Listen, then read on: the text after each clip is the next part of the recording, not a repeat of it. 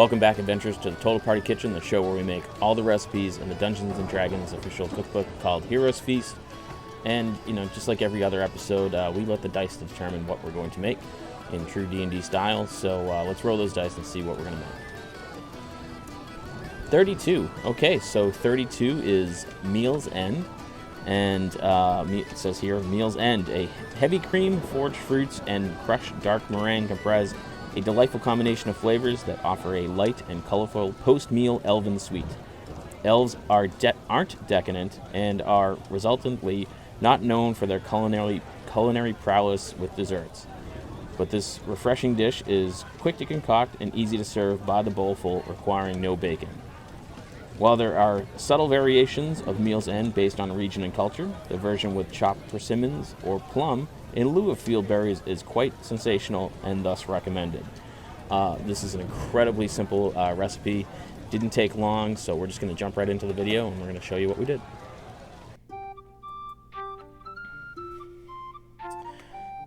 So the first step, or the first ingredient, is 3 cups of fresh strawberries rinsed and hulled. And it says to quarter these. It says to quarter 2 cups and then to quarter the remaining 1 cup.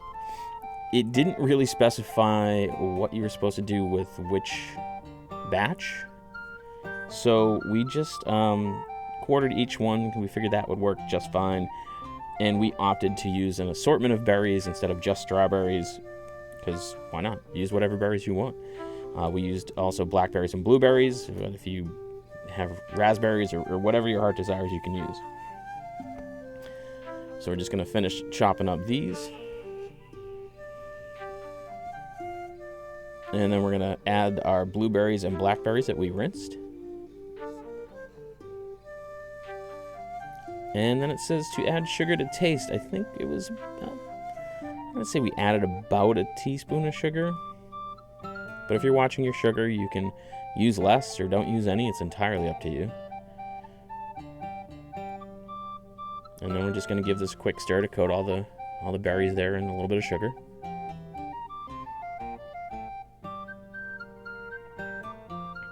And then our next step, we're going to take 1 1/3 cups of heavy cream and add that to a stand mixer. If you have a hand mixer, that'll work just fine. Or if you're really adventurous, you can use a whisk.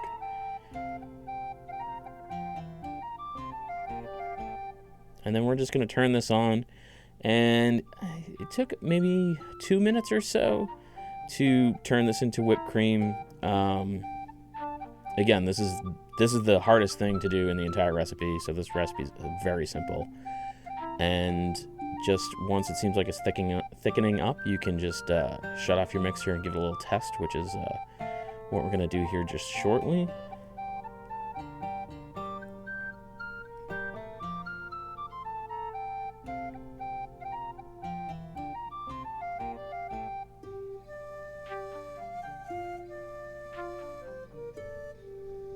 Alright, and now we're just going to test it, see if it's at the right consistency. And it would appear to be. So we're going to add a tablespoon of sugar.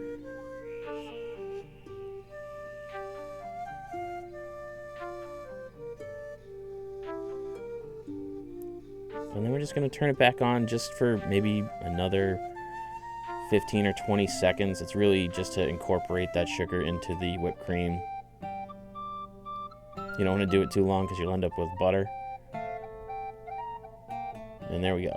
So now we're going to add a 1/3 of a cup of plain Greek yogurt and a 1/4 teaspoon of pure vanilla. We kind of cheated a little bit, and we just used vanilla Greek yogurt because we figured that would be exactly the same. And then you're just going to fold that in. You don't want to mix it too much and loosen up the whipped cream. So just a quick stir to incorporate everything. And now we're going to add our berry mixture. So we're going to do about a little more than that, about 2/3 of the mixture. There we go. And then we're going to take a 2-ounce package of meringues. We're using chocolate because we thought that'd be a nice juxtaposition to the vanilla. And we're just going to coarsely crumble them. So the trick with these is you don't want to crush them too hard because the first few here you're going to see us do end up almost just as powder. And you want it to be a little a little more coarse than that.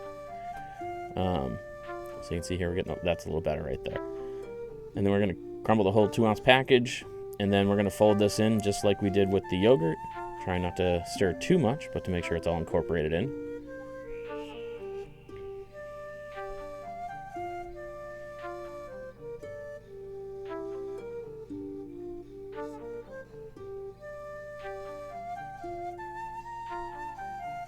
And then the last step is really just to plate this. So we're going to use a couple of ice cream dishes here, and then we're going to top it with some of the remaining berry mixture.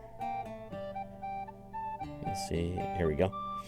And we're just going to put a few berries on each one. We're going to try to make sure that, you know, each dish gets an assortment, some of each berry. It's really just decoration. If you want to skip this step, by all means, you don't.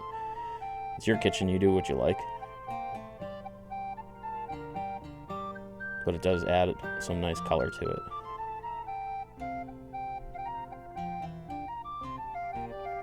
There we go. One more.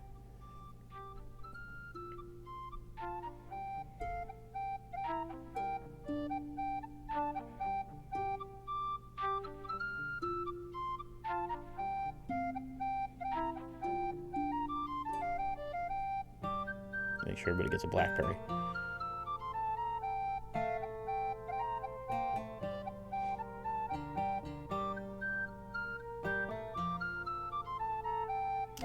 And that is pretty much it. The Hero's Feast delivers again. Meal's End was delicious, incredibly easy to make. I don't think it took us 30 minutes. It probably took us longer to do the dishes than to actually make it. It's a very simple, easy to, get the ingredients, stuff you can kind of have hanging around the house. Really delicious, great way to wrap up a gaming session. Highly recommend it.